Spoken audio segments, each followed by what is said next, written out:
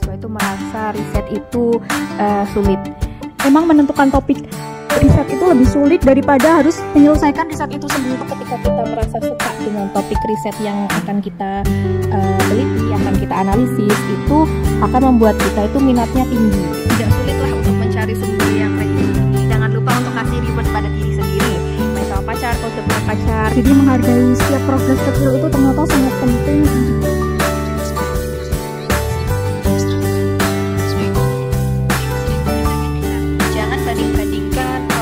Dengan teman-teman lain. Yang namanya kesalahan atau kendala itu sangat wajar untuk terjadi. Kerjakanlah tugas akhir kalian. Kalau sudah suntuk, sudah bosan, itu cari tempat lain untuk kita bisa bekerja. Nah, salah satu tempatnya adalah di perpustakaan. Halo semuanya, selamat datang di podcast Perfekta, perpustakaan FEB kita. Tempat di mana kita akan ngobrol berbagai hal tentang perpustakaan, buku, literasi, dan lain sebagainya.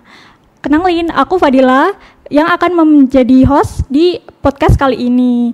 Nah, bagi teman-teman yang belum tahu nih, gimana sih cara untuk memulai riset atau lagi galau waktu kerjain tugas akhirnya? Tenang.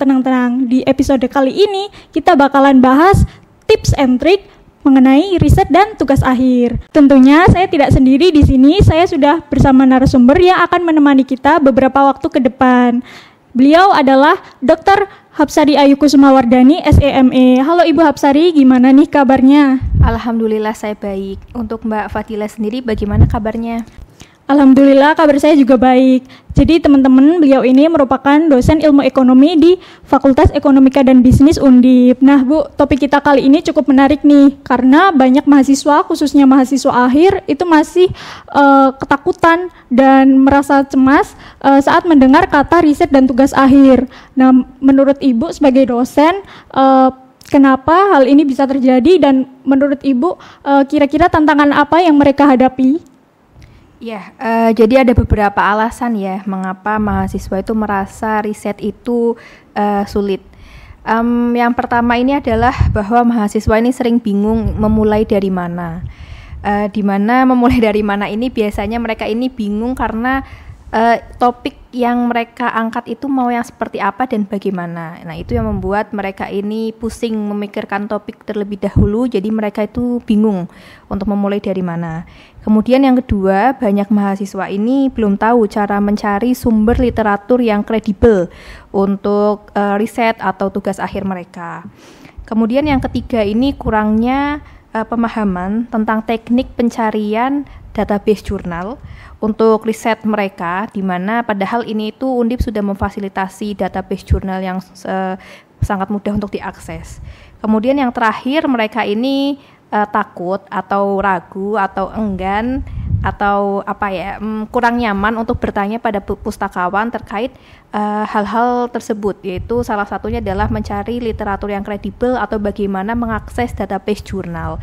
Padahal perpustakaan Undip, FPB Undip ini sudah menyediakan fasilitas tersebut, jadi mahasiswa ini mungkin masih belum tahu atau ragu untuk mengakses hal tersebut. Oke, jadi emang relate banget sih Bu. Tadi yang poin pertama itu emang menentukan topik riset itu lebih sulit daripada harus menyelesaikan riset itu sendiri.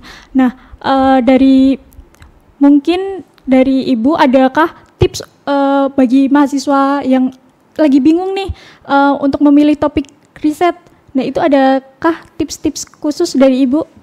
Untuk tips yang pertama ini dari saya, ini ya, kita harus mencari untuk mahasiswa itu sebaiknya mahasiswa ini mencari untuk topik riset yang sekiranya mereka itu berminat untuk melakukan riset itu.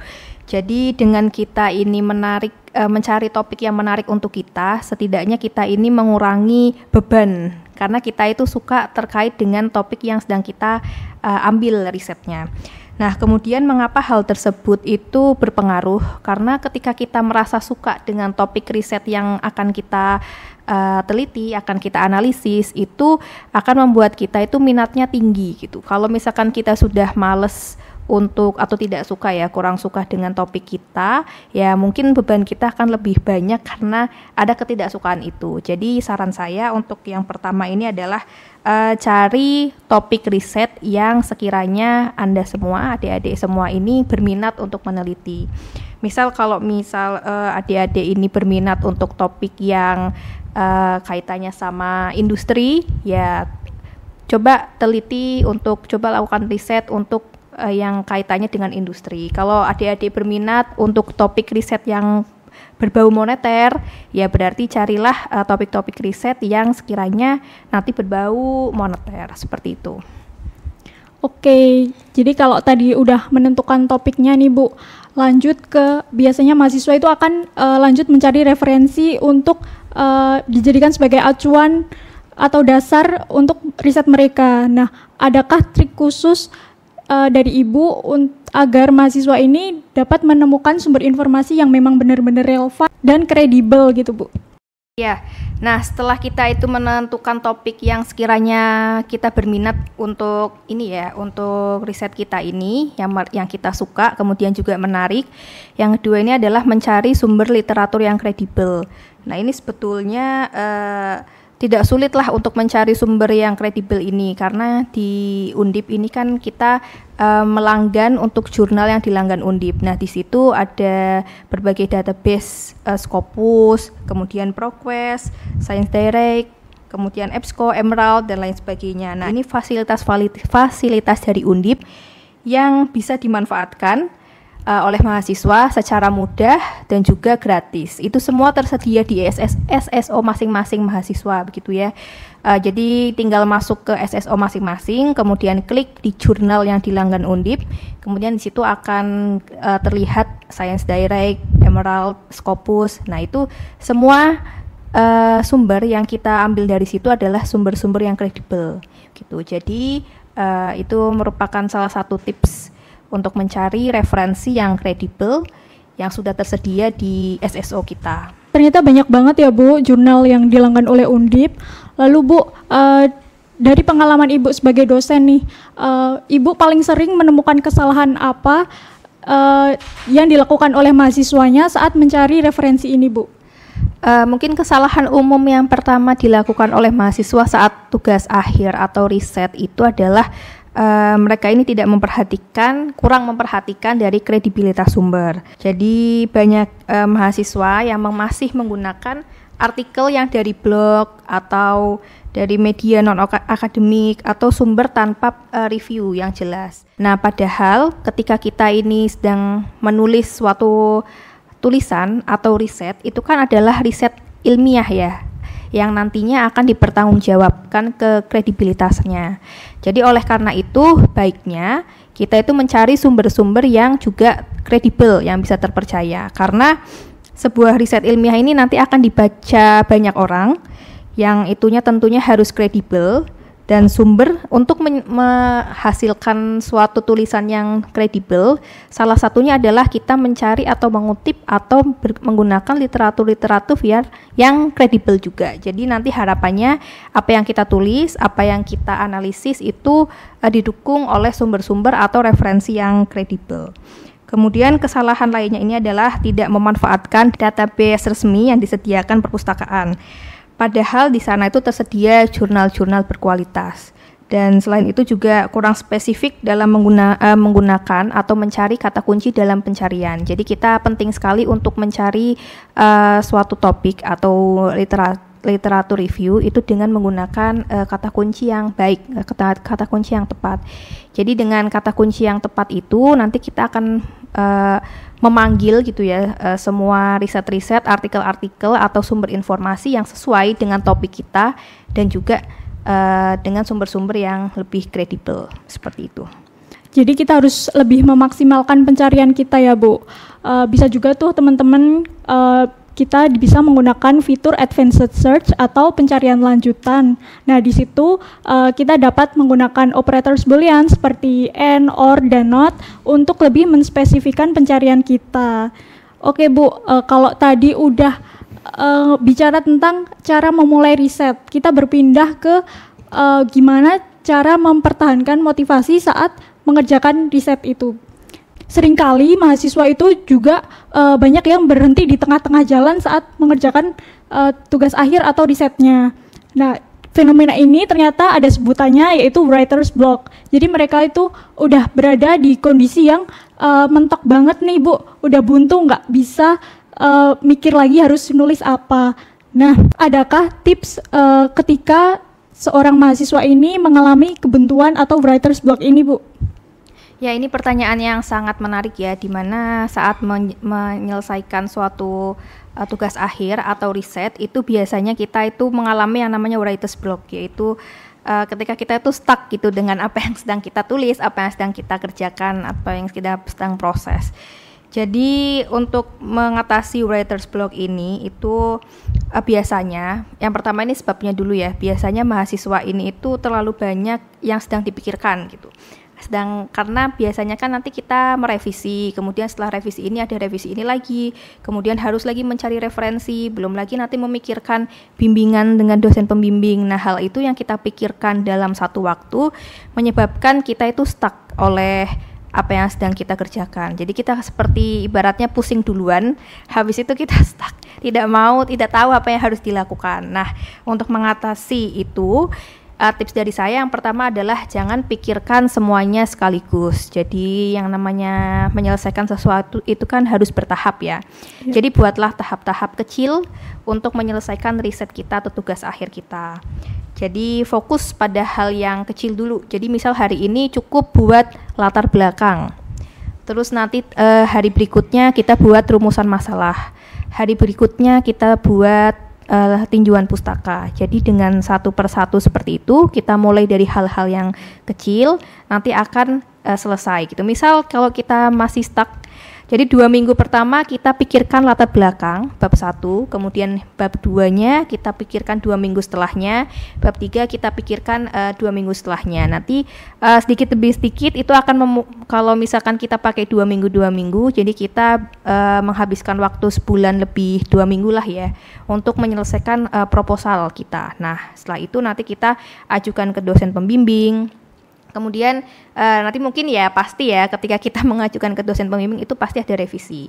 Tapi setidaknya kan ketika kita merevisi ini kita sudah tahu apa yang sudah ditulis. Jadi ketika sudah ditulis mungkin kita merevisi bab 1 minggu pertama, revisi bab kedua minggu ketiga, merevisi bab 3 minggu ketiga. Jadi ada waktu sebulan untuk merevisi, kemudian kita kembali lagi ke dosen pembimbing. Jadi sedikit demi sedikit kita kerjakan apa yang sedang kita lakukan.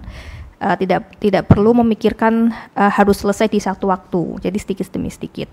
Kemudian yang kedua ini adalah ganti suasana saat melakukan pekerjaan riset atau tugas akhir. Jadi kalau biasanya kita mengerjakan di kos-kosan, coba kita cari tempat atau suatu tempat lokasi yang sekiranya itu yang lain dibanding di kosan. Misal perpustakaan. Perpustakaan ini kan di FEB Undip ini kita punya 3 lantai. Yang lantai pertama, kedua, dan ketiga itu bisa dipakai untuk kalian mengerjakan tugas akhir kalian. Jadi ketika di perpustakaan ini kan semuanya sudah ada fasilitas meja, kemudian wifi, tempat charger, jadi sudah nyaman. Silahkan untuk digunakan fasilitas tersebut. Kemudian kafe, kalian juga bisa pakai kafe untuk tempat kalian ini mengerjakan. Jadi dengan adanya tempat-tempat baru yang nanti kalian untuk mengerjakan apa yang sedang tugas akhir, itu akan mengurangi rasa jenuh pertama, kemudian membangun suatu lingkungan yang menarik untuk kalian ini mengerjakan. Jadi misal perpustakaan ini kan lingkungannya ini ya, lingkungan orang-orang tuh belajar gitu, lingkungan orang-orang sedang mengerjakan sesuatu gitu ya, Mbak Fadila. Jadi dengan kita membangun suatu environment itu juga membangun mood kita untuk mengerjakan. Kalau di kosan kan meja, di kasur, nah itu kan suasananya pengen tidur, pengen istirahat. Jadi kalau di perpus itu suasananya kita pengen mengerjakan. Jadi silahkan untuk menggunakan perpustakaan. Terutama itu ya kalau yang di Gilip itu kan suasananya sudah seperti kafe ya, meja, charger, wifi. Ya silahkan untuk digunakan fasilitasnya.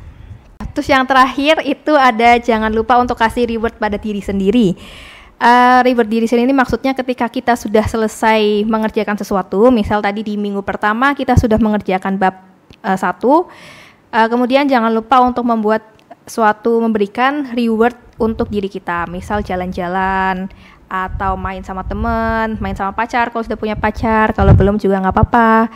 Cari teman, kemudian juga bisa nonton Netflix, ya sesederhana itu. Atau bisa nanti saat weekend menghadiahi diri pulang ke rumah gitu, pulang kampung. Kemudian nanti Seninnya kembali lagi ke sini. Jadi buat reward untuk kita yang sudah bekerja keras mengerjakan tugas akhir, buat reward kecil-kecil. Kemudian setelah kita selesai dengan reward, selesai dengan healing, kita kembali lagi ke pekerjaan kita. Jadi itu akan mengurangi rasa jenuh yang pertama. Kemudian yang kedua juga kita ini menghargai usaha kita.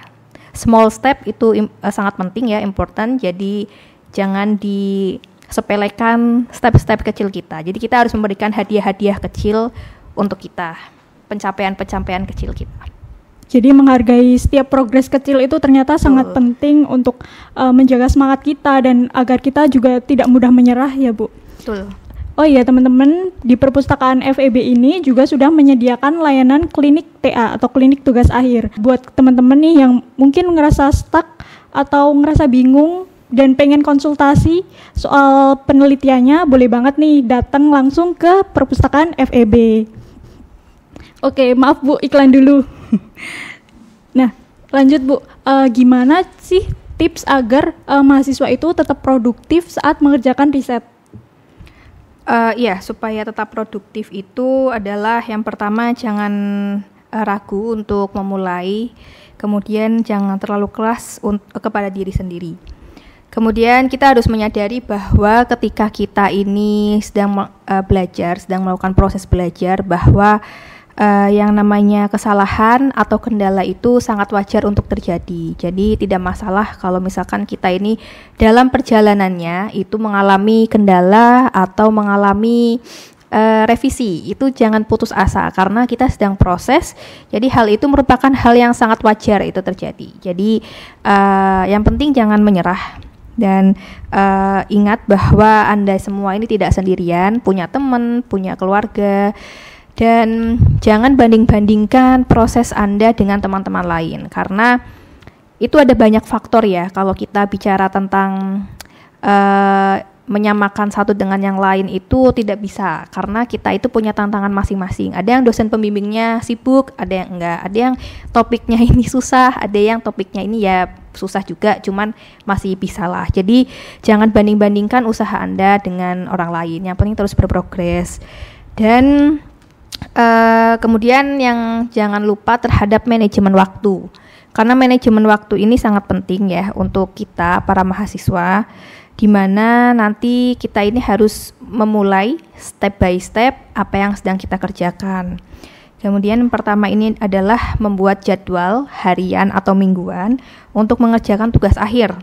Jadi misalnya kita alokasikan untuk mencari referensi. Kemudian di minggu selanjutnya kita alokasikan untuk menulis, kemudian di waktu selanjutnya kita alokasikan untuk revisi. Jadi manajemen waktu ini sangat penting. Kalau misalkan kita susah membuat manajemen waktu di kepala kita, di otak, itu kita bisa tuliskan timetable. Boleh pakai HP, kan sekarang banyak aplikasi ya yang untuk memanajemen waktu. Tapi juga bisa kalian pakai cara manual, tulis pakai tangan, terus ditempel di tembok. Nah, hal yang seperti itu juga sangat disarankan. Nanti tinggal ketika kita sudah selesai, kita centang. Dan kemudian kan tadi perpustakaan FEB Undip sudah menyediakan layanan klinik ya. Iya, klinik itu diantaranya ini, salah satunya tadi manajemen software Mendeley itu juga termasuk. Iya. Ya, jadi salah satu hal yang penting di tugas akhir tadi itu adalah reference manager. Jadi kita sangat membantu ketika kita ini banyak mencari informasi dari fasilitas-fasilitas yang sudah diberikan oleh perpustakaan. Salah satunya adalah menggunakan reference manager atau Mendeley Zotero. Dengan seperti itu kita bisa memanage dokumen-dokumen kita, skripsi untuk skripsi kita. Jadi itu merupakan salah satu fasilitas yang sudah diberikan oleh perpustakaan FEB Undip. Kemudian juga perpustakaan ini buka dari jam 8 sampai jam 4 ya. Nah, itu juga saya sampai hafal jam operasionalnya karena saat saya mahasiswa di sini juga sering mengerjakan di perpustakaan. Jadi karena itu saya memberikan tips, kerjakanlah tugas akhir kalian. Kalau sudah suntuk, sudah bosan, itu cari tempat lain untuk kita bisa bekerja gitu. Nah, salah satu tempatnya adalah di perpustakaan. Karena di perpustakaan ini tadi kita bisa membangun lingkungan yang meningkatkan mood kita untuk belajar, untuk mengerjakan sesuatu. Jadi kalau kita malas di kosan, ngantuk, ya itu bisa pergi ke perpustakaan. Toh di perpustakaan juga semuanya sudah rapi ya, tersedia meja, kursinya juga nyaman. Kemudian tersedia komputer juga bagi yang malas membawa laptop. Kemudian juga nyaman, ada tempat charger sama seperti di kafe gitu. Jadi ya silahkan untuk dimanfaatkan fasilitas yang sudah ada. Oke, terakhir mungkin Bu, adakah pesan yang bisa Ibu sampaikan kepada penonton khususnya mahasiswa di luar sana yang sedang berjuang menyelesaikan tugas akhir mereka? Oh ya, pesan saya adalah jangan menyerah gitu. Karena ketika kita menyerah berarti semuanya selesai. Tapi kalau kita tidak menyerah, kita akan mencari jalan untuk menyelesaikan itu gitu ya. Jadi yang pertama ini jangan menyerah, kemudian yang kedua ini hargai diri kalian sendiri gitu. Karena siapa lagi kalau tidak kita sendiri yang menghargai kita ya. Jadi usahakan sebisa mungkin untuk berterima kasih ke diri kita sendiri karena sudah bekerja keras selama ini, sudah berusaha sampai sejauh ini. Terima kasih sudah kuat, oleh karena itu jangan lupa kasih reward kecil untuk kita. Kemudian jangan lupa bahwa kita semua ini didukung oleh lingkungan akademis yang baik, termasuk dosen pembimbing, kemudian teman-teman kita, kemudian mungkin juga bukan dosen pembimbing saja ya, semua dosen itu sangat mendukung Anda semua, dan kemudian juga para pustakawan yang siap membantu adik-adik semua ini mengerjakan tugas akhir. Tadi dengan klinik tadi ya, di mana sudah siap untuk memberikan fasilitas-fasilitas yang mendukung penyelesaian tugas akhir Anda semua. Oke, ternyata sesederhana minta bantuan ke dosen, minta bantuan ke pustakawan, dan ngobrol sama temen itu bisa meringankan beban riset kita ya teman-teman. Oke, karena kita sudah mencapai penghujung podcast, buat teman-teman nih yang mungkin mau memulai riset atau lagi galau tentang tugas akhirnya, bisa nih ikutin tips-tips dari Bu Hapsari. Terima kasih Ibu Hapsari sudah meluangkan waktunya untuk memberikan insight-insight berharga bagi kami dan para penonton. Semoga kalian di luar sana yang sedang berjuang menyelesaikan tugas akhirnya bisa lebih siap, lebih santai, dan bisa tetap konsisten dalam mengerjakan tugas akhir kalian. Oke, akhir kata, terima kasih sudah menyaksikan podcast Perfektas dan sampai jumpa di episode selanjutnya. Terima kasih.